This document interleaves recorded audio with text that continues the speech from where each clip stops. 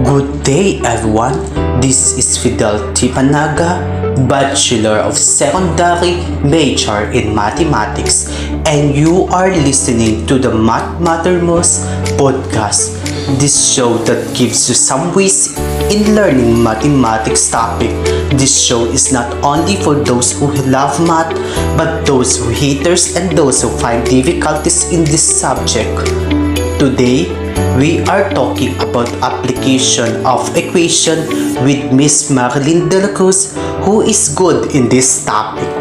Let's us all welcome Miss Marilyn De La Cruz for her speeches.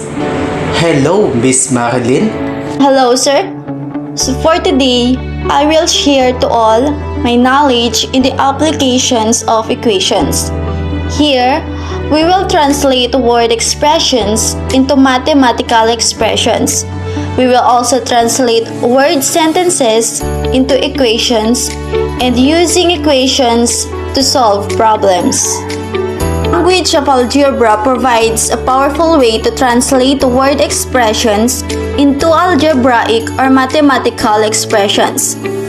Variables are used to represent numbers that are not known. Take note that any letter can be used as a variable. Let's have some examples of verbal expression and we will translate it into mathematical or algebraic expression. Let's have our first verbal expression. A number increased by 5. Translating it into algebraic expression, it will become x plus 5. So here, we have used letter x as our variable which represent a number. Increased by 5 means to add 5. Let's say 3 increased by 5. Then it will become 3 plus 5.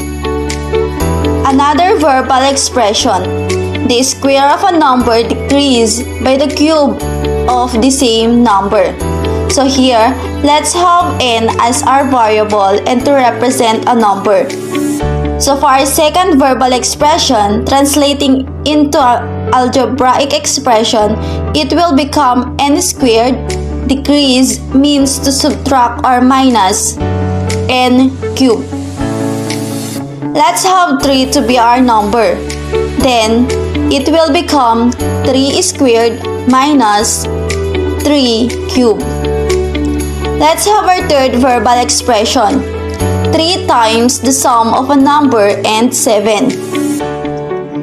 Let b to be our variable and to represent a number. To translate it into algebraic expression, then it will become 3 times or multiplied by the quantity of b plus 7. Let's say b is equals to 3. Then we have 3 times the quantity of 3 plus 7. Let's proceed to the next. Translating verbal or word sentences into equations. First word sentence. A number decreased by 7 is negative 3. Translating it into equation. Let y to be our variable and of course to represent a number. Then our word sentence will be translated into an equation which is y minus 7 is equals to negative 3. Another word sentence, a number divided by 3 is equal to 3/4.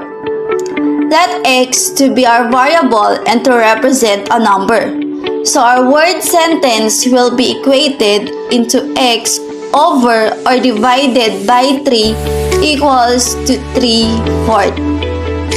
That's how simply it is. Now that you've learned already on how to translate verbal expression into algebraic expression and from verbal sentences into equation, let's try now to apply it in solving a word problem. There are 4 steps in solving problems. First, explore the problem. Second, plan the solution. Third, solve the problem. And fourth, examine the solution. Now that you've learned already on how to translate verbal expression into algebraic expression and from verbal sentences into equation, let's try now to apply it in solving a word problem. There are 4 steps in solving problems. First, explore the problem. Second, plan the solution. Third, solve the problem. And fourth, examine the solution. Now let's have an example of a word problem. Mr. De La Cruz drove from his home in Raleigh to the beach at Cape Hatteras for his vacation. He drove for an hour and a half of 50 miles per hour. When he realized that soon it would be too dark to set up his tent at the campground, he sped up to 55 miles per hour. He drove the rest of the 174-mile trip at this speed. How long did he drive 55 miles per hour?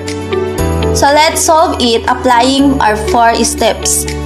First, explore the problem and choose a variable to represent the unknown number. So let T stand for the length of time he drove at 55 miles per hour. Next, the second step. Let's plan the solution. Write an equation that represents the relationship in the problem. So we have total distance is equal to distance at 50 miles per hour plus distance at 55 miles per hour. So we have now the solution, which is 174 is equal to 50 times 1.5 plus 55 times t. Next step, solve the equation.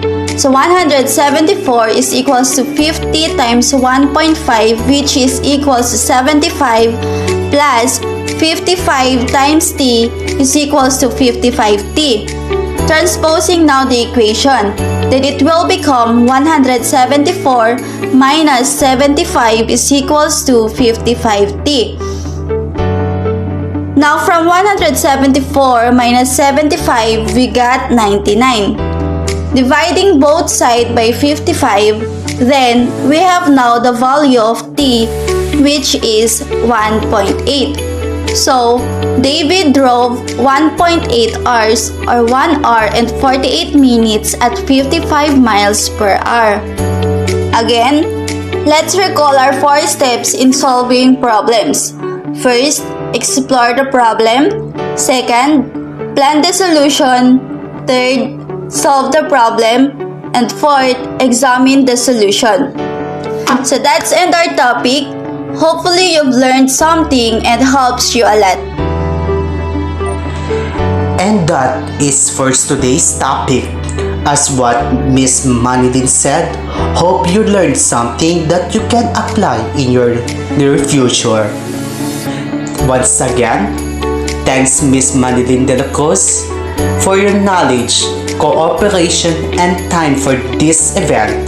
Thank you.